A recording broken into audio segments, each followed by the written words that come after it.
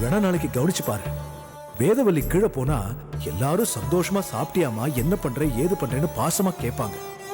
அதுவே நீ படிக்கட்டு இறங்கி போனேன்னா எல்லாரும் அந்த இடத்த விட்டு எஸ்கேப் ஆக தான் பார்ப்பாங்க. உன்னை பார்த்து அன்பா சாப்பிட்டியான்னு கேட்கறதுக்கு கூட இந்த வீட்டுல ஒரு ஆள் கூட இல்ல கல்பனா. அண்ணா ஐயோ, உங்களுக்கு ஏமா இந்த வீண் சமல்லாம்? சொன்னா கேட்க மாட்டீங்களா? இதெல்லாம் நான் பாத்துக்க மாட்டேனா? இல்லண்ணா, வீட்டுக்குள்ளேயே இருக்கிறதுக்கு போர் அடிக்குது, அதான் நானே போய் எல்லாம் வாங்கிட்டு வந்தேன். உங்களுக்கு ஏமா இந்த வீண் அலைச்சல்? மழை காலமா வெயில் காலமான்னு தெரியாத அளவுக்கு வெயில் அடிக்குது. நீங்க இதெல்லாம் பண்ணணுமா? அம்மா நீங்க உட்காருங்க, நான் போய் ஜூஸ் எடுத்துக்கிட்டு வரேன். அதெல்லாம் வேண்டாண்ணா. உட்காருங்கம்மா, நான் போய் எடுத்துக்கிட்டு வரேன். உட்காருங்க.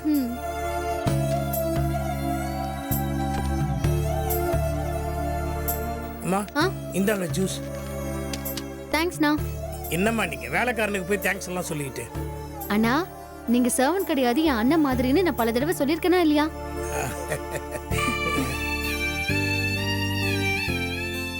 அப்புறம் ஐயாவும் சுந்தரையும் சாப்பிட்டுட்டு கடைக்கு போயிட்டாங்க. நீங்க வந்து சாப்பிட்டீங்கன்னா என் வேலையெல்லாம் முடிஞ்சிடும். கொஞ்ச நேரம் ஆகட்டுமேண்ணா. என்னம்மா இப்பவே மணி 10 ஆகுது. அதை தவிர உங்களுக்கு பிடிச்ச வேர்க்கடலை சட்னி வேற பண்ணிருக்கேன். நீங்க சாப்பிட வந்துருங்களேன். சரிண்ணா, நான் 10 நிமிஷத்துல ரெடி ஆயிட்டு வந்துடுறேன். சரிம்மா.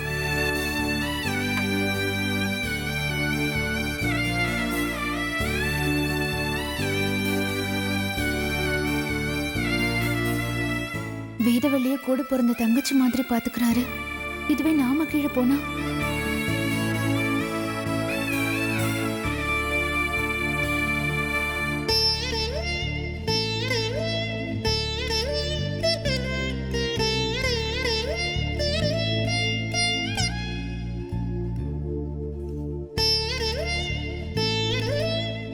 ஆஹா, சுனாமி படி இறங்கி வருது.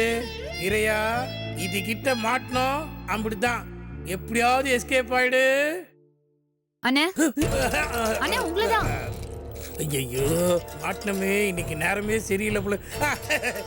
என்னம்மா கூப்பிட்டீங்களா? டிஃபன் என்னென்ன இருக்கு? எல்லாமே ரெடியா சூடா ஹாட் பேக்ல போட்டு வச்சிருக்கேம்மா. நீங்க எடுத்து போட்டு சாப்பிட வேண்டியதுதான். நீங்க பரிமாறுறீங்களாண்ணே? நானா? கோச்சுக்காதீங்கம்மா, எனக்கு கிச்சன்ல கொஞ்சம் வேலை இருக்கு. நீங்களே எடுத்து போட்டு சாப்பிடுங்களேன். அது மட்டும் இல்லைம்மா, சாப்பாடை நான் பரிமாறினா உங்களுக்கு தான் பிடிக்காது.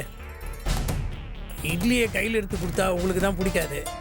அதனால தான் சொல்கிறேன், நீங்களே எடுத்து போட்டு சாப்பிடுங்க. நான் வரேம்மா. ஐயோ இறையா, தப்பிச்சுக்கடா. என்னம்மா இப்போவே மணி 10 ஆகுது. அதை தவிர உங்களுக்கு பிடிச்ச வேர்க்கடலை சட்னி வேற பண்ணியிருக்கேன். நீங்க சாப்பிட வந்துருங்களேன்.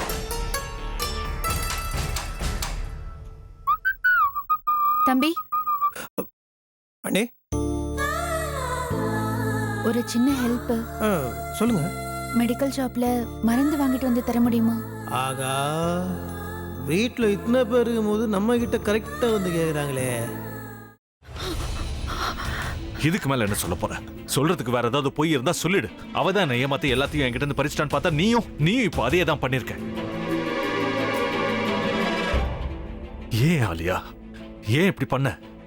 இந்த உலகத்துல பாட்டிக்கு அப்புறம் நான் யார் மேலேயாவது உயிரையே வச்சிருக்கேன்னா அது ஊ மேலதான் உனக்கு தெரியாதா? ஏன் இப்படி பண்ண ஆலியா? உனக்கு காசு பணம் அவ்வளவு முக்கியமா போயிடுச்சு. அதுக்காக நம்ம உறவை கூட மறந்துடுவியா?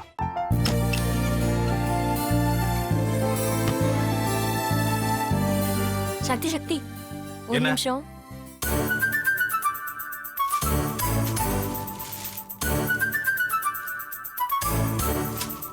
இந்தாங்க.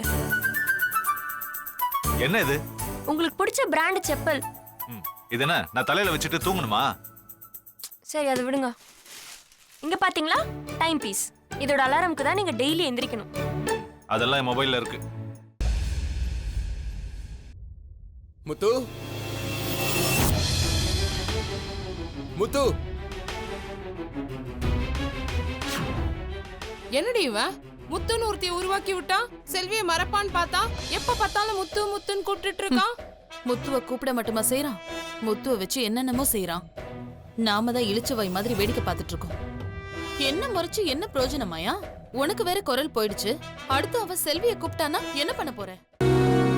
உன்னுடைய விருப்பப்படியே நீ ராமநாத வீட்டு மருமகளா வாழ போற.